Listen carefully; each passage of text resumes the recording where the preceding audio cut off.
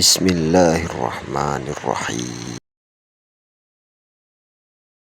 Kemudian dalam hadis yang lain, ini keutamaan yang sangat luar biasa. Renungi baik-baik, ikhwan dan akhwat sekalian rahimakumullah, tentang hadis ini.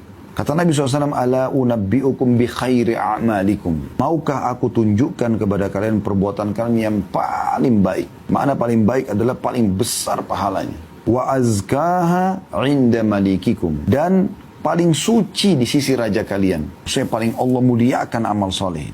Wa arfa'iha fi darajatikum. Dan yang paling cepat mengangkat derajat kalian di sisi Allah SWT. Wa khairi lakum min infakiz zahabi wal waraq. Atau wal wariq. Dan lebih baik lagi daripada kalian menginfakkan emas dan juga uang.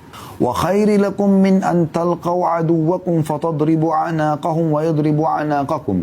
Bahkan lebih baik daripada kalian berperang menghadapi musuh kalian, kalian membunuh mereka atau mereka membunuh kalian. Kan kita kalau masuk medan perang kita membunuh musuh, dalam sebuah hadis yang sahih kata Nabi SAW, tidak akan bersatu seorang mukmin dengan orang kafir yang dia bunuh di medan perang. Sementara kalau kita terbunuh kita mati syahid. Ini keutamanya besar. Perhatikan ya, khairi amal, amal yang paling baik, azka amal, paling suci, arfa'iha fi darajat, yang paling cepat mengangkat derajat, khairi min infaqid dhabi wal warik, lebih baik daripada infak dengan emas dan uang, wa khairi lakum min an talqaw aduwakum fatadribu anaqahum wa yadribu anaqakum, lebih baik daripada jihad. Intinya itu. Qalu bala ya Rasulullah. Para sahabat langsung merespon, tentu ya Rasulullah. Amal apa itu? Amal yang luar biasa ini. Maka Nabi SAW mengatakan zikrullahi ta'ala, mengingat Allah dengan lisan di sini ya. Diriwayatkan oleh Tirmidzi di jilid 5 halaman 459 dan juga Ibnu Majah jilid 2 halaman 1245. Menantu dengan ibu mertua itu bukan hubungan anak dengan orang tua, beda. Kalaupun dia kemudian ternyata ribut sama ibu kita, dia tidak mendapatkan dosa durhaka kepada ibu, enggak. Karena dia bukan anak kandung apa? Ibu kita. Tapi mungkin dia salah, mungkin dia berdosa, tapi bukan dosa durhaka kepada apa? Orang tua, bukan. Tapi tentunya sebagai seorang menantu yang baik, dia membantu suaminya atau membantu istrinya untuk berbakti kepada orang tuanya. Ya. Misalnya saya punya istri, saya tahu orang tua istri saya masih hidup, maka saya dukung harus istri saya untuk baik kepada orang tuanya. Misalnya saya punya ibu masih hidup, istri saya harusnya dukung saya untuk berbakti kepada orang tua saya. Kalau saya berbakti kepada orang tua saya dengan bantuan istri saya, semoga istri saya juga dapat pahala berbakti kepada orang tua karena dia membantu saya. Tapi seandainya istri saya durhaka kepada ibu saya, maka dia tidak mendapatkan dosa durhaka. Faham? Karena dia bukan anak dari ibu saya. Yang pertama, jamaah, perempuan itu dibolehkan bekerja selama pekerjaannya sesuai dengan koridor-koridor syariat. Selama dia tidak melalaikan hak-hak suaminya, kewajiban-kewajiban dia sebagai seorang ibu. Walaupun hukum asalnya wanita itu di rumah. Itu hukum asalnya. Kenapa seperti ini? Apakah karena Islam mendolimi wanita? Islam itu memuliakan wanita. Cari agama mana saja. Buka kitab suci mereka. Bandingkan bagaimana Islam memuliakan seorang wanita. Wanita itu dimuliakan. Dari sisi apa Ustaz dimuliakan? Masa dia sudah hamil, dia disuruh cari duitnya. Dia melahirkan, merasakan sakitnya melahirkan. Menyusui. Perempuan setelah melahirkan jamaah. Dia nifas.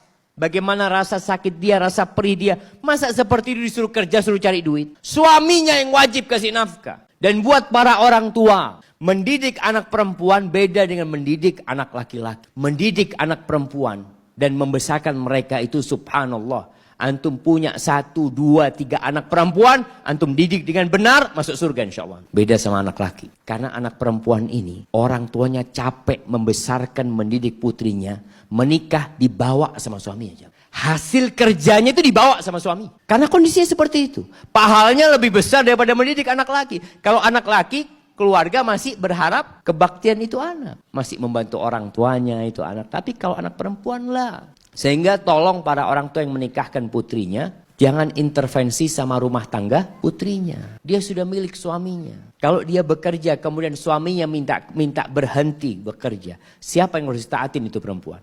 Bapaknya atau suaminya? Suaminya. Kalau ada seorang ayah mengatakan, enak banget kamu, saya yang biayai kuliah dia. Saya yang masukkan kerja dia, kemudian kamu minta dia resign. Lah, bahwa orang tua yang katakan seperti itu nggak bisa. Katakan kepada orang tua, kalau mau seperti itu jangan dikawinkan putrinya. Bawa pulang. Karena ketika engkau menikahkan itu konsekuensi. Seorang ayah mengatakan, zawajtuka wa angkahtuka binti.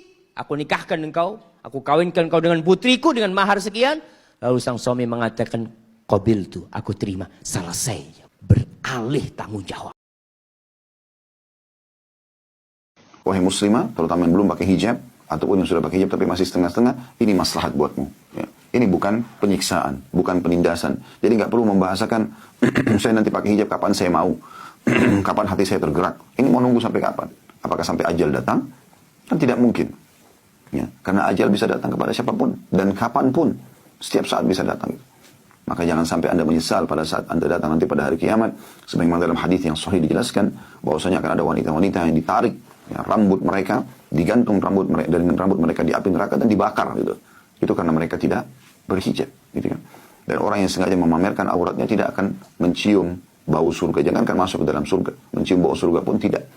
Maka harusnya setiap orang di antara kita, baik kaum laki-laki, peduli terhadap istrinya yang belum berhijab, kepada ibunya, kepada tantenya, kepada anaknya, dan mengingatkan, bahkan menekankan kalau ini adalah sebuah kewajiban. Ya, dia selalu mengawasi mereka karena dia juga akan diminta pertanggungjawabannya pada hari kiamat kalau dia mengetahui itu kemungkaran dan dia biarkan.